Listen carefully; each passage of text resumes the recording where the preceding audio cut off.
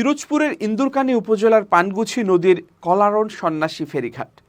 একসময়ের জমজমাট ফেরিঘাটটি এখন দেখে বোঝার উপায় নেই এখানে একটি ফেরি ছিল।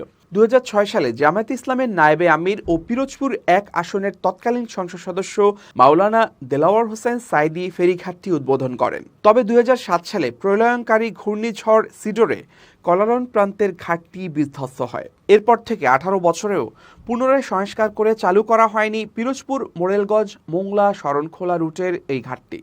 ফলে এই নৌপথে চলাচলকারী কয়েক হাজার যাত্রী ইঞ্জিন চালিত নৌকায় জীবনের ঝুঁকি নিয়ে নদী পার হচ্ছেন।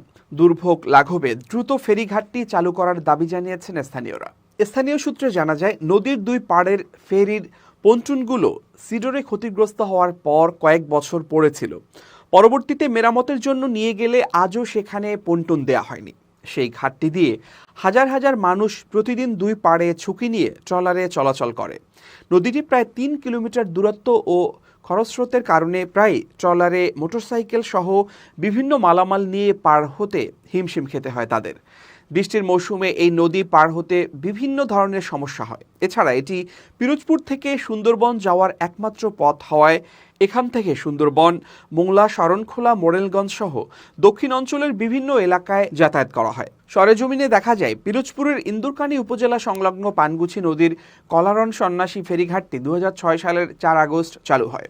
চালুর ১ বছর পর প্রলয়ঙ্কারী ঘূর্ণিঝড়ে সিডোরে কলারণ প্রান্তের ঘাটটি ক্ষতিগ্রস্ত হওয়ায় বন্ধ হয়ে যায় ফেরি চলাচল। এরপর নদী পারাপারের জন্য চালু করা হয় ট্রলার। তবে দুই পাড়ের যাত্রী ওঠানামায় ঘাটটিও রয়েছে জরাজীর্ণ অবস্থায়। যাত্রীরা কোনো মতে ওঠানামা করতে পারলেও মোটরসাইকেল ওঠানামার ক্ষেত্রে থাকে প্রচুর ঝুঁকি। দুই পাড়ের ঘাটের অবস্থা ভালো না থাকায় অনেক সময় নদীতে পড়ে গিয়ে দুর্ঘটনার শিকার হতে হয় যাত্রীদের। বর্ষা মৌসুমে পানিতে ঘাটটি তলিয়ে যাওয়ায় আরও বেশি বিপাকে পড়তে হয় যাত্রীদের। এই পথে না গিয়ে সড়ক পথে যেতে গেলে ৩৫ কিলোমিটার পথ বেশি ঘুরে বাগেরহাটের সাইনবোর্ড যেতে হয় এই এলাকার লোকজনকে। এদিকে পিরোজপুর ১, পিরোজপুর নাজিরপুর ইন্দুরকানী আসনের সাবেক সংসদ সদস্য ও জামায়াতে ইসলামের নায়েবে আমির মাওলানা দেলাওয়ার হোসেন সাইদি ফেরিঘাটটি চালু করেছিলেন বলে সিডোরে ক্ষতিগ্রস্ত হওয়ার পর বিগত আওয়ামী লীগ সরকার পুনরায় সংস্কার করে ফেরিঘাটটি চালু করেননি বলে দাবি এলাকাবাসীর। ইন্দুরকানীর উপজেলার বাসিন্দা রফিকুল ইসলাম বলেন, ২০০৬ সালে আল্লামা সাইদি সাহেব ফেরিটি চালু করেন। এর আগেও কেউ করেনি, পরেও করেনি। ২০০৭ সালে ঘূর্ণিঝড়ে ফেরিঘাটটি নষ্ট হয়ে যায়, এরপর আর কেউ করেনি। সাইদি সাহেবের বাড়ির এলাকা হওয়ায় ফেরিঘাটটি করতে কেউ আগ্রহ দেখায়নি। আমাদের দাবি, আবারও এখানে একটি ফেরিঘাট হোক, আমাদের খুব উপকার হবে। স্থানীয় বাসিন্দা মোহাম্মদ হাসান জমাদ্দার বলেন, নদীটি পার হতে ট্রলারই আমাদের একমাত্র ভরসা।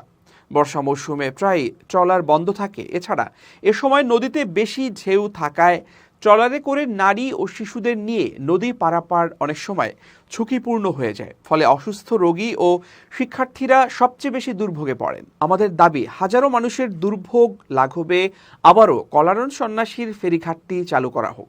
ট্রলার চালক শাহজাহান মিয়া বলেন, এই ঘাটের পাশেই নদীর মোহনা হওয়ায় প্রায় নদীতে অনেক ঢেউ হয়। দুই পাশে ভালো ঘাট নেই, যাত্রীদের অনেক কষ্ট হয়। তুফান থাকলে যাত্রীরা অনেক ভয় পায়, বাচ্চারা কান্নাকাটি করে, আমরা ভয় পাই মাঝে মধ্যে।